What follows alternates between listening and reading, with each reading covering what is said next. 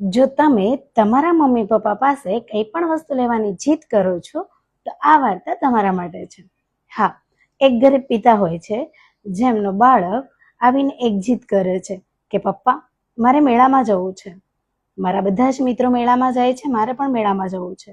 પપ્પાની પાસે બિલકુલ પૈસા હોતા નથી, કેવી રીતે મેળામાં લઈ જાય? પણ બાળકની જીદ સામે હારીને પિતાને એવું થાય છે કે ચલો કંઈ નહીં, ખાલી મેળો બતાવીને તો લઈ આવું.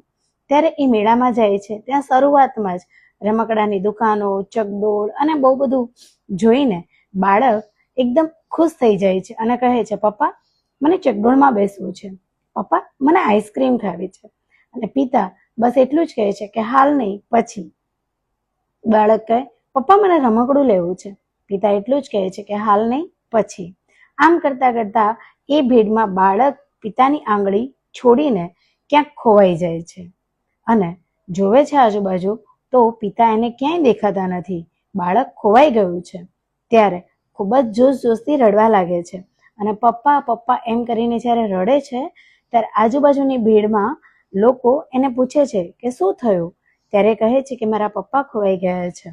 ત્યારે ખૂબ રડે છે. ત્યારે બીજા કહે છે કે આ તારા પપ્પાને શોધીએ છે, તું ચૂપ થઈ જા. બોલ, તને આઈસ્ક્રીમ ખાવી છે?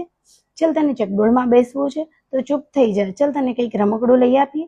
ત્યારે એ બાળક એટલું જ કહે છે કે ના, મને આઈસ્ક્રીમ પણ નથી ખાવી, મને કંઈ રમકડું પણ નથી લેવું, મારે ક્યાંય નથી બેસવું, મને મારા પપ્પા જોડે લઈ જાઓ, મને મારા પપ્પા જોઈએ છે. જો જે બાળક થોડીક વાર પહેલા આઈસ્ક્રીમ માટે, ચકડોળમાં બેસવા માટે જીદ કરતો હતો, એ બાળક હવે બધું જ વગર માંગે મળી રહ્યું છે, છતાં ના પાડે છે, બસ પપ્પા જ જોઈએ છે. એનો મતલબ કે આપણને કંઈ પણ વસ્તુ ત્યારે જ જોઈએ કે જ્યારે આપણા મમ્મી પપ્પા હોય. અને જીદ કરતા પહેલા એટલું તો વિચારી જ લેવાનું કે જે આપણા માટે જરૂરી હોય અને આપણા માતા પિતા લાવી શકે એમ હોય તો એ જીદ કર્યા વગર જ આપણને લાવી દે. દરેક મા બાપ પોતાના બાળકને ખુશ રાખવા માટે બધું જ કરી શકે છે. એટલે ક્યારેય પણ મમ્મી પપ્પા પાસે કોઈ પણ વસ્તુ લેવાની જીદ નહીં કરવાની. ઓકે, આવજો.